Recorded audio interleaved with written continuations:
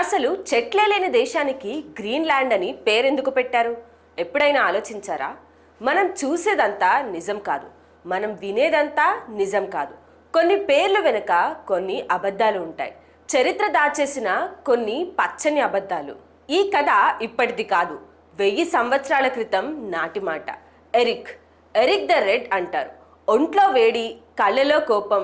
సొంత ఊరు ఐస్లాండ్లో ఒక హత్య చేశాడు. సమాజం అతన్ని వెలివేసింది. 3 ఏళ్ల పాటు దేశ బహిష్కరణ. భార్య, పిల్లలు, ఒక చిన్న పడవ. చుట్టూ అంతులేని సముద్రం, ఎటు వెళ్లాలో తెలియని శూన్యం. రోజుల తరబడి ప్రయాణం చేశాక దూరాన ఒక పెద్ద మంచుకొండ కనిపించింది. అదే ఈనాటి గ్రీన్లాండ్. అది వేసవికాలం కావడం వల్ల సముద్రం ఒడ్డున కొద్దిగా మంచు కరిగి కాస్త పచ్చటి గడ్డి కనిపించింది. ఆ 3 ఏళ్ళు అక్కడే బతికాడు. శిక్ష పూర్తయింది.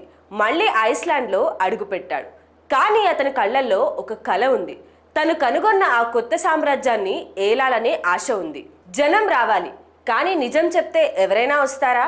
అక్కడ మంచు కొండలు ఉన్నాయి, చలికి చేతులు గడ్డ కట్టుకుపోతాయి అని చెప్తే ఎవరైనా ఇల్లు వదిలి వస్తారా? రారు. జనం ఎప్పుడు ఒక భరోసాని వెతుక్కుంటారు, ఒక ఆశని కోరుకుంటారు.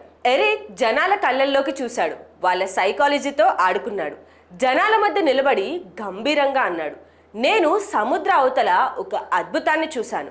అక్కడ నేల పచ్చగా ఉంది, పంటలు పండుతాయి, అది గ్రీన్లాండ్. బస్ ఆ ఒక్క మాట, ఆ ఒక్క పచ్చని పేరు జనాల మైండ్లో ఒక నమ్మకాన్ని నాటింది.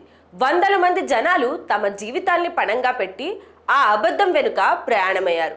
తీరా అక్కడికి వెళ్ళాక తెలిసింది, తాము మోసపోయామని. కానీ వెనక్కి వెళ్లే దారి లేదు. ఇందులో ఒక బ్యూటిఫుల్ ఐరనీ ఉంది.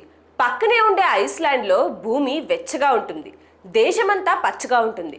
అక్కడ కేవలం 11% మంచు, కానీ దాని పేరు ఐస్లాండ్.